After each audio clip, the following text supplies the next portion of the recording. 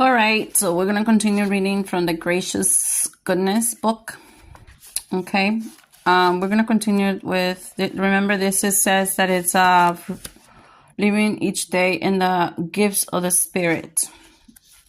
So in the second one, it's about, I like this topic. This is on anger.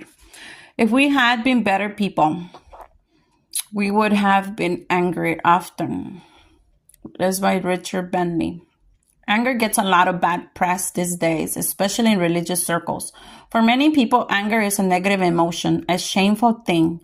After all, anger makes individuals speak hurtful words, scream profanities, throw dishes, brandish baseball bars, and even kill. That may be true. Sometimes anger can be good. It can even be a gift of the Spirit. Just look at Jesus. He got angry. Remember how he cleansed the temple? Even the phrase cleanse the temple is an euphemism, as if Jesus strolled in with a little plastic pail and began to mop the corridors of something. Not so. When Jesus cleansed the temple, he stormed up the steps like a madman, waving a whip around his head. He screamed at the money changers while hurling their tables and chairs.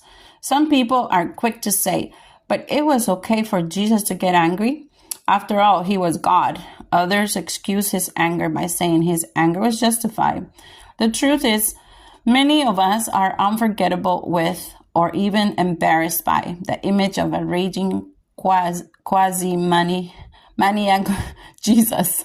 We preferred a gentler Jesus, the good shepherd, cuddling a white woolly lamb Jesus. But we must be honest, the raging Jesus is just as real as the cuddling Jesus.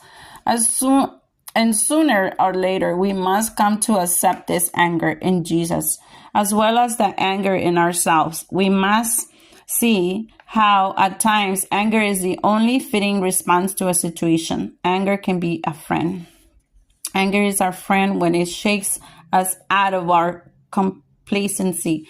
There is an innate tendency in many of us to let things be, to not rock the boat, to keep things just as they are, no matter how ridiculous, awful, or unjust. That is where anger can come in. If we spot something that is not right, our spontaneous anger might just be the spark we need to act. That is, to do something about making things right.